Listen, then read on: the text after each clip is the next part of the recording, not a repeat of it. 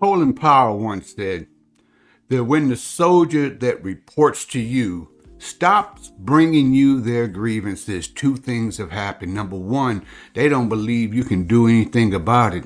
And number two, they believe that you don't care. But either way, you are no longer their leader. Well, I believe the same thing happens in leadership. People lose faith, they lose confidence in you because you have this cavalier attitude. So many leaders nowadays, especially the new ones, so many leaders, they just don't know how to talk to people. I mean, it's like a forgotten art form or something. The way they just come off is it's a little bit rude, crass, sometimes a little bit short. And I know why, because you get busy and you have to understand you are dealing with human beings, grown folks, most of the time, and especially those who may be on their first job ever. You are setting a precedence. And if you don't know how to talk to people, you know what? People will respond to you poorly every single time. There is such a thing called essential communication.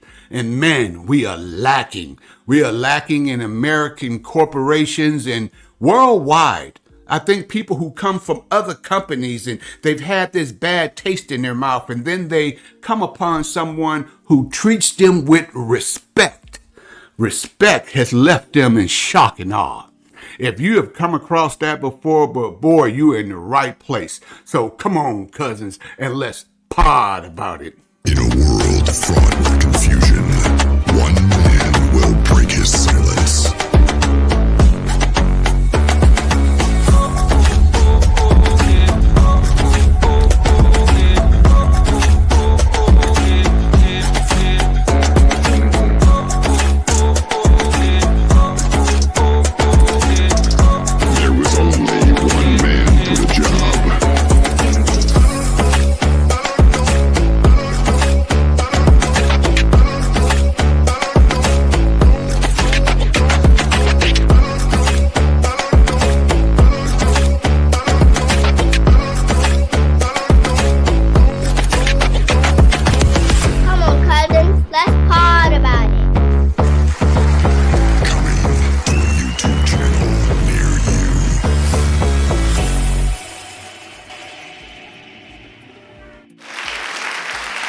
Welcome to the funkiest show this side of the Pecos. Man, I'm glad you guys are back at Word to the Wise with the exclamation point. Who, me? I'm just your friendly neighborhood liaison, your tour guide for this journey that we call life. And I want to talk to you guys about something that, man, it is uber important, about how to talk to people, especially in the workplace. And if you grew up like I did with parents who are very blunt, then you may have a tough skin. So before I get started, I got to give it up to the people that brought me into the world. Yeah, give it up for Pops and Fat Mama. Brought me into this world, and I'm going to tell you right now, my mother, she did not offer any sugar with her casserole. No, she did not. And when she gave it to you blunt, in your face, raw. And you know, my father had a philosophy. He said, I'd rather tell you the truth, and then you figure out how to deal with it, how to feel about it. I'd rather tell you the truth and you figure out how to feel about it, and instead of just lying to you and make you happy. Woo! What you say, cousins? Yeah, so my father, he gave it to you. He shot right from the hip and gave it to you with both barrels. That is my upbringing. Everybody isn't like that, are they? Do we have so many people nowadays that get hurt real easily? It has often been said that sticks and stones can break my bones, but words have never hurt me. Is that true? Or is that a lie straight out of the pit of hell? Words can hurt. Yes, they can. Because if you hit me with sticks or hit me with stones, I will get a bruise, maybe even a broken bone, and they will heal. Bones do heal. skin tissue will leave a scar, but it will definitely heal. But the words, man, they get down there. You can remember something somebody said to you when you were a kid, and you're still walking around with it, because words hurt far beyond the years of our body being able to heal. And leaders, we are just horrible. I look at the workforce that we have today, and we are coming with a new generation of workers. This generation of workers, I think their work ethic, it is falling by the wayside just a little bit. And I'm not talking about everybody. I'm talking about different geographics, different generations. There are some hardworking young folk out there, and then there are some lazy old folk, and vice versa. And sometimes you got to have that conversation that can be considered crucial or essential or difficult. But when we talk about essential communication, there's no skirting around it. See, when you don't have that conversation, you allow that problem to fester. And when it festers, it becomes into something that can be a conflict going down the road. Because the trickle-down effect in corporate America, it ain't working. Yeah, a lot of things that can be said as an email, or we had communication that was coming out of the front office or the corporate district office, and by the time it reached you, it has gone through so many filters. It's like the telephone game. You remember that when you were a kid, where I whisper something to you and you tell someone else, and so on and so forth, and by the time it reached that 10th person, the message doesn't even resemble the original. Therefore, as leaders, we got to have some guidelines. And if you aspire to be a leader yourself, then welcome. Welcome to Word to the Wise, because I'm going to give it to you how you should get it. I'm going to give it to you raw and uncut, just like my parents gave it to me. And I think that good old-fashioned leadership style, it still has a place in today's society. Because some people, they would rather you tell them the truth instead of this tap dance and this trying to dazzle them with brilliance and everything, and just skirting around the issue to where you have muddied up the truth so much, it's nothing more than a lie. You can tell the truth. And people will recognize it too. You could tell the truth, over and over and over. It keeps sounding the same. It is sound information. But boy, you can tell a lie 1,000 different ways, can you not?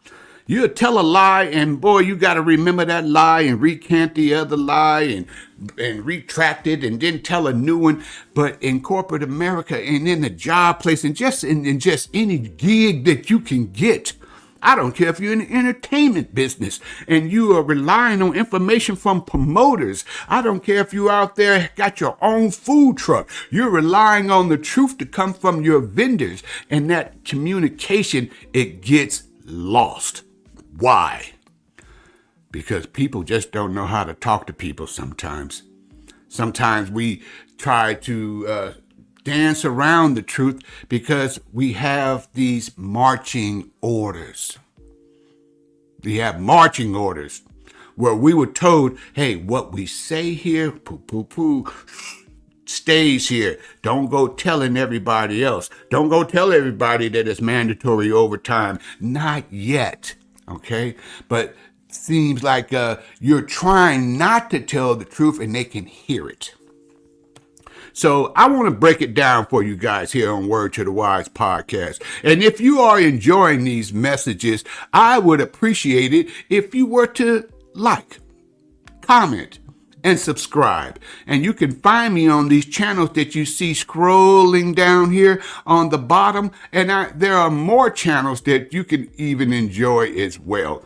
I am all over the place. And if you want to make your place right here with good old cousin Terry here at Word to the Wise, I would appreciate any love offering that you would like to offer up. You can find me on Zelle and on Cash App and on Venmo. And trust me, when I say this, I don't need it. But I know in order for me to continue to bring these messages to you, I would love to be able to have your support. So if you are of a giving heart, or even if you feel like, you know what, I'm going to take a chance on this guy, I believe in what he got to say, then by all means, hit me up at Venmo at Word to the Wise Podcast, or Cat Daddy in the Mix over there on Cash App. And you can find me at tpatrick8844 at msn.com on Zelle. What I want to make sure that what we are talking about here today is I have 10 points, and I'm not going to take much of your time. I'm going to be in and I'm going to be out, because the first thing is clear expectations.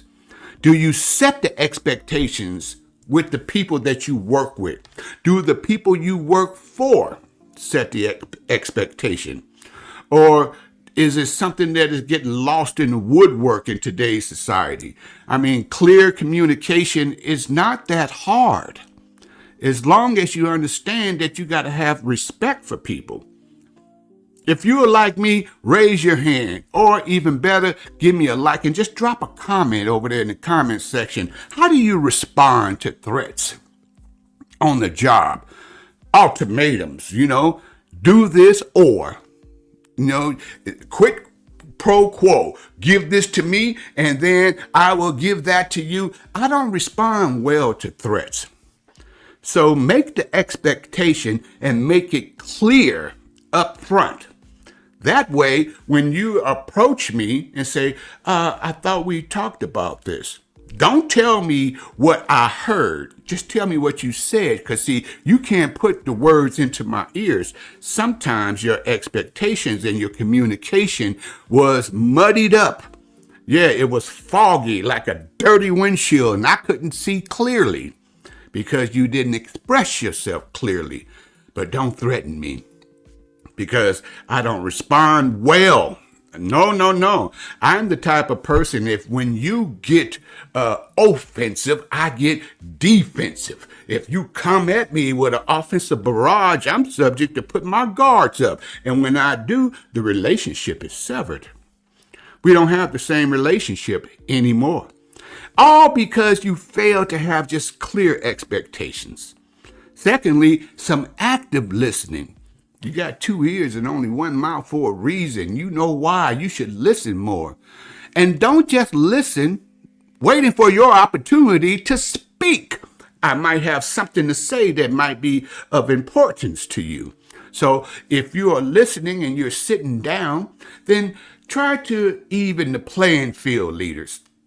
If the person is sitting down, then you sit. Okay? Don't stand over somebody and start, well, this is what we need to talk about. They sitting down here, you standing up on top of them, they're sitting down. And now it is the dynamic body language. And watch your facial expressions. Your face could be telling them a whole different story than what your words are. Yes, your action speaks louder than words, does it not? Hey, check out some of my previous episodes if you would like to go and listen to The Goodness or The New Old Fashioned. That is the last episode that I put out. These are all available on YouTube and on TikTok and on Apple, and you can find me on iHeartRadio as well. Now, do you guys know the difference of empathy, sympathy, and apathy? What is the difference between empathy, sympathy, and apathy? Empathy is I can put myself in your shoes. I empathize with what you're going through, I should say. Sympathy, I feel for you. I haven't personally been through that, but I can sympathize with you. But apathy is I really don't have a feeling or care about what you're going through. See, that apathy comes out in the communication, and people can spot a phony, because we want you to be able to have the communication and express yourself, but be genuine about it. And I'm telling you, being genuine is not something that you can fake. You're either going to be it or you will not. And when you do, you got to have open communication, active listening, open communication. Do I have a right to speak? Well, that's a sermon. If you're here to preach to me, don't want me to say nothing, we're not communicating, all right? You're just dictating to me, whereas you stand up like a lecturer. But if we want to have open communication, be willing to hear my side. One thing a leader should never do, this is a golden rule. Don't ask somebody the question that you don't already have the answer to. If you don't have the answer, okay, why are you saying, okay, here's the question. Tell me the answer. You don't know the answer yourself? Phony. And that's the problem with today's workplace. The fakeness, just the phony, the frauds that we see in leadership. We got to get back to the point where we have people who understand that they want to work well with people and build relationships, which brings me to my next point. Do you honestly like people? There are some people who I'd rather be at home by myself. I don't really want to be around a bunch of people. Put me in a room with, either my cell phone or a TV or a good book that I can read. I'm good. I don't need anybody. Then maybe leadership is not for you because you have to deal with people in leadership. Yes, you do. And when you deal with people, there's a certain way, a certain understanding that comes when you have great leadership and great communication. You know what happens? You get that little extra out of people. They start to believe in you, like Colin Powell said, when they stop bringing you their grievances. Yeah, they think two things have happened. You don't care, or you can't do anything about it. So the big question is, why did you get into leadership in the first place, cousin? Why do you want to be a leader? Was it something that you wanted to improve in other people's lives? Think back to the best coach you ever had, the best leader you ever had. Did that person make an impact on you? And if so, then you probably want to mimic their style. You probably want to be just like them. Or adversely, did you have a horrible leader? I once had a guy I worked for. He was the boss's son, Junior. Yeah, and Junior was younger than everyone else in the workforce. He had no skills. He never even spent any time at the place of employment. But the boss named him our boss, our supervisor, our manager. They didn't even use supervisor or manager or general manager. They called him boss, and there's a certain word called a straw boss. I don't know if you've ever heard of that.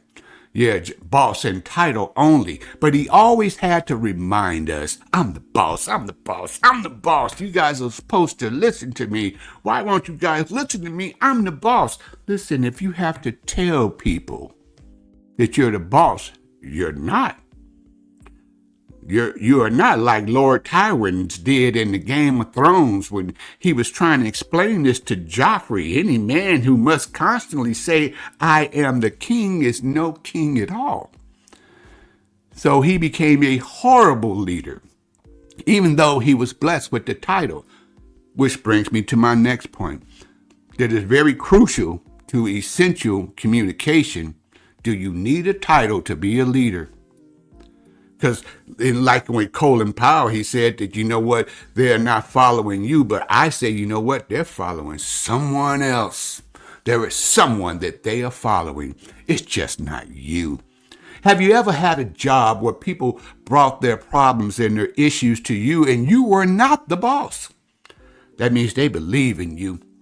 So when someone does that and they bring you their issue, Don't feel like, man, you burdening me. I got so many other things. I got 99 things. I got all these spinning plates, and I'm trying to just keep my own job alive. I'm just trying to do the best I can in my own employment. You should be grateful. Thank you. Thank you for bringing this to me.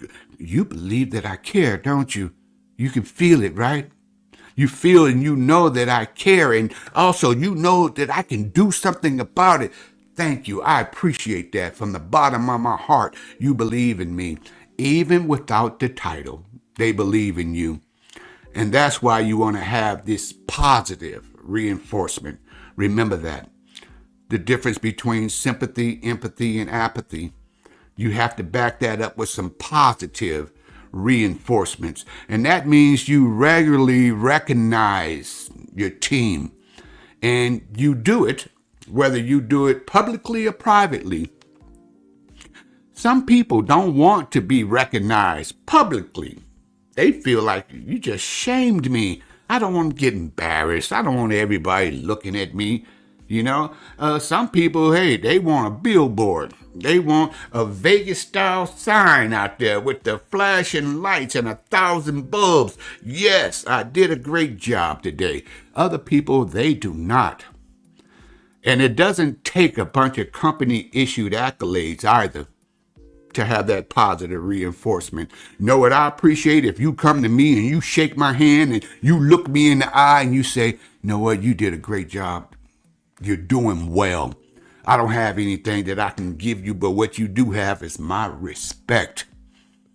Because I see you out here grinding, and I love what you do. That goes a long way with me. It's much better than a paper. And next, why did you become a leader? Did you do it for the money? Did you do it for the title?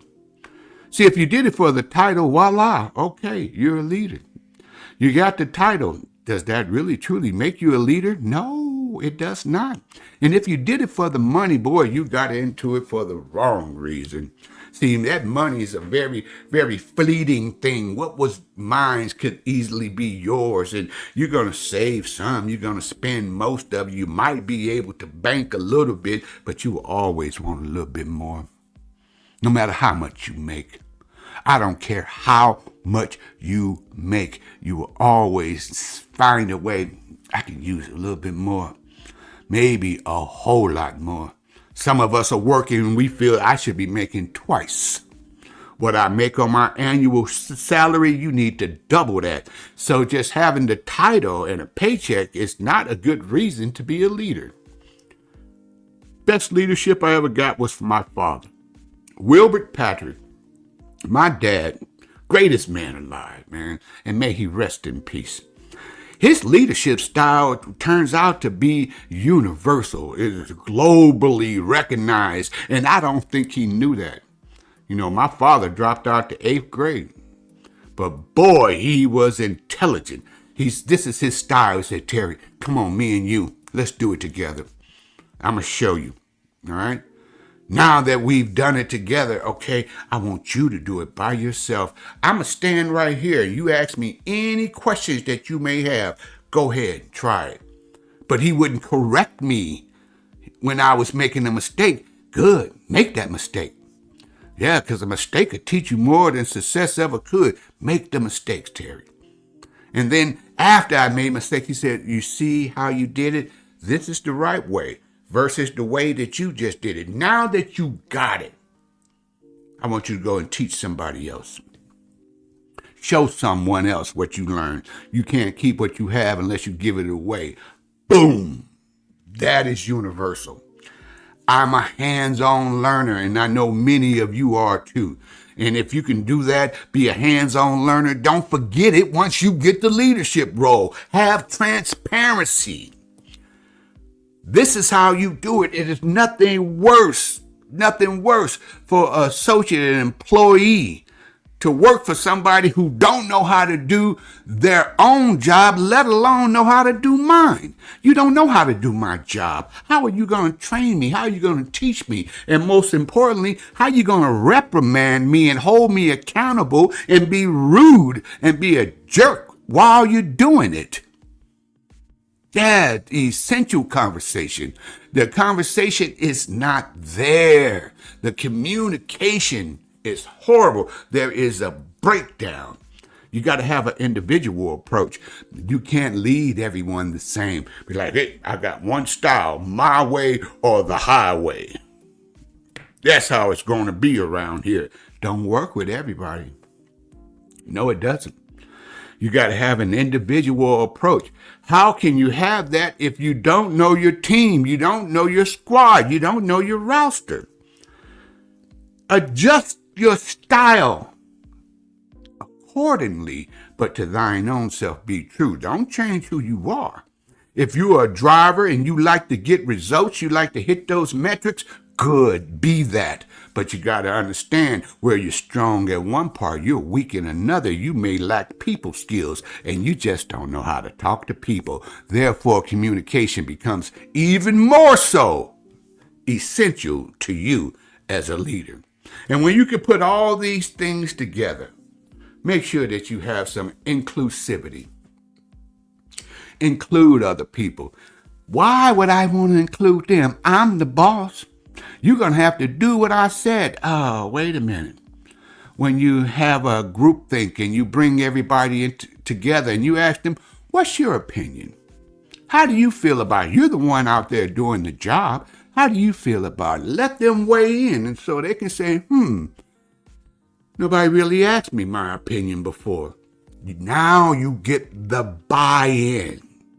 A great leader is one that will come up with a suggestion and lead the people in the direction of the vision that they're trying to go. But in the end result, everybody will feel like we came up with that idea. It is ours, and they have ownership and they have responsibility. They feel they have an obligation. That is good leadership. Why? Because a good leader just doesn't build followers. A good leader builds other leaders. If you're not already trying to replace yourself and making some little U's out there so that you can move on to bigger and greater things with increasing responsibility, you should have someone who can step in. How can you do that if you never let them be a part of the process? Get that buy-in with inclusivity. And once you can do these things, trust me, now when you speak, they listen. You speak and you tell them the truth within the parameters of whatever was handed down to you, whether that trickle-down effect is working or not. Tell them the truth. Let them decide how to feel about it, but never lie to your team just to make them happy. All right? If you can do all these things, teams, guess what? I believe that we, as an American workforce, we can improve. We can always get better. Don't think that you got it all made. A true leader should be someone who is always ever involving. Leadership and learning are conducive with each other. They dovetail. And if you learn something today, then tell a friend. Tell somebody, hey, it's a guy over there on the podcast. His name is Terry Patrick. And boy, on Word to the Wise podcast, he's giving it to us how we should get it. That's right, because I got your back like vertebrae, baby. That's right. I'm out here. It's a jungle. It's a jungle out here. But I'm swinging like Tarzan. And I believe that you can improve your communication skills because it is essential. And when you do these things, remember where you got it from. All right? Love, peace, and hot catfish grease. I'll see you guys around. See you next Wednesday. Love, peace, and hot catfish grease forever.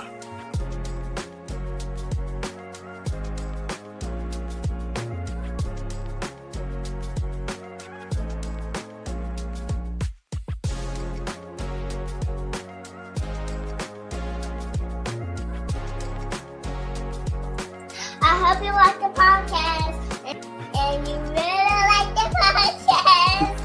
Come on, be serious. And you really like my podcast.